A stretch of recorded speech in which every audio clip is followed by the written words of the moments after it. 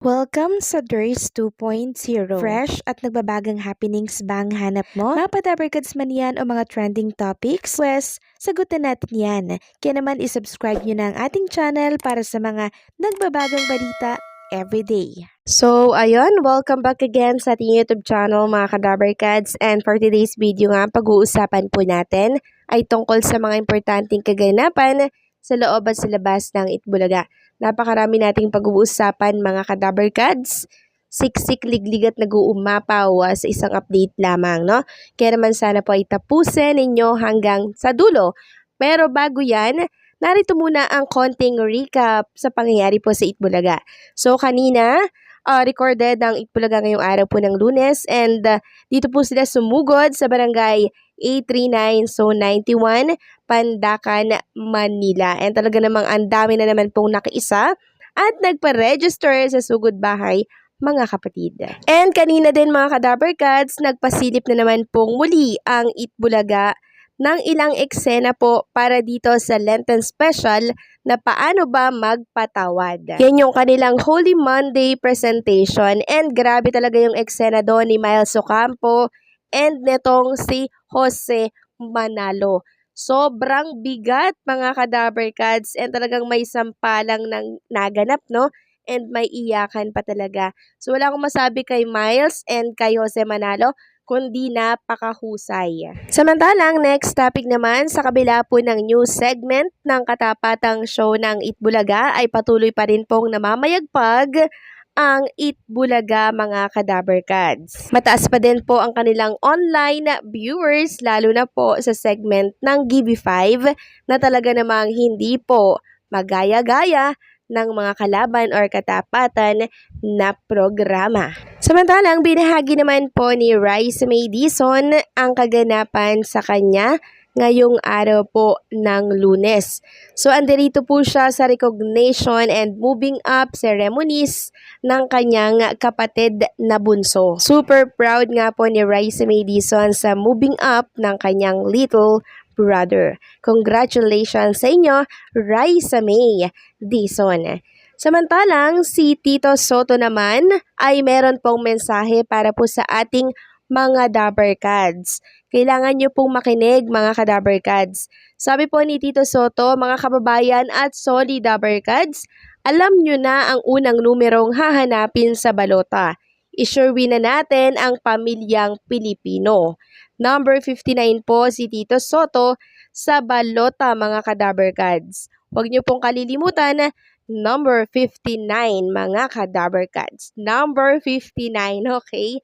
And speaking of Tito Soto mga kadabarkads, eto nga po at may nabasa tayong komento sa post ni Tito Soto. So humihingi po siya ng tulong at sana daw ay mabigyan ng ustisya yung pagkawala daw ng kanyang misis ng doktor at nurse ng Ward 2 ng Vicente Soto Memorial Medical Center sa Cebu. Hindi ko alam kung totoo yung sinasabi niya dito mga kadabarkads, pero ang masasabi ko lang, paano yung mga taong makakabasa nito, no? Di po nila alam kung tunay ba ito or hindi. Sabi niya, nagawa ko na pong sumulat sa 3 tulpo kay MJS at Resibo, pero tulad ng tulpo, di daw sila nag-on air at nag-iimbestiga ng tulad ng kaso ko. Sabi ko lang naman po, referral o kamustahin man lang po nyo ang kaso sa PAO Cebu, Visayas at IBP o Ombudsman. Malaking tulong na po yun para kumilos sila. Pero 3 taon ko nang kinukuha ang atensyon nila. Sadyang pili lang talaga ang kaso na tinatanggap nila. Asa na yung slogan na walang pilipiling, tutulungan at senador ng lahat at walang kinikilingan. Walang sinusuportahan. So kung totoo man nga po ito, edi dapat i-push at i-follow up nila lagi sa husgado ang tungkol dito. Kasi sa totoo lang, yung mga programa pong yan, hindi lahat ay matutulungan po. Kaya kailangan ikaw mismo ang magsasariling sikap para makuha nyo po ang hustisyang gusto nyong makuha. Samantalang, ang TV5 Hits Action Drama Series Carlo J. Caparas na Lumuhod Ka Po sa Lupa ay magpapaalam na. Seeding into its last 4 gripping weeks, high stakes and shocking revelation keep every kapatid on the edge of their seat. So, ayan, magpapaalam na po pala itong Lubhod Ka sa Lupa. Nung nakaraan, di ba, ay nagpunta po sa Itbulaga yung dalawang actress dyan. Then, itong si Kiko, lagi rin yan sa Itbulaga. And ito pong Lubhod Ka sa Lupa, isa sa mga sinusuportahan nating lahat mga Kadaber Cats kasi nga po, napakaganda ng kwento. Next topic naman, pag-usapan natin ang tungkol dito sa account ng kalaban po ni Bossing Vic Soto na direktor. Kanina ko pa po kasi hinahanap yung Daryl Yap. Wala po akong makita mga Kadaber Cats. Kaya tinatanong ko kung nag-deactivate ba or ano ba nangyari sa kanyang account. Subukan nyo pong hanapin mga Kadaber Cats. Type nyo Daryl Yap. Wala kayong makikita kundi Bin Sentiments lamang na page yung makikita nyo doon. So, anyari sa kanyang Facebook page? Naglaho bigla. Ano kaya ang rason mga Kadaber Cats? Na-restrict ba to or nag-deactivate ba siya? Kasi ngayon araw po wala talaga eh. Hinahanap ko talaga mga Kadaber Cats eh. Tsaka ako napag-alaman na wala talaga siya dito sa Facebook. So, possible ba na nag-deactivate siya? Well, kahit mag-deactivate naman yan mga Kadaber Cats, hindi naman po niya matatakasan yung kasong sinampa sa kanya ni Bossing Vic Soto.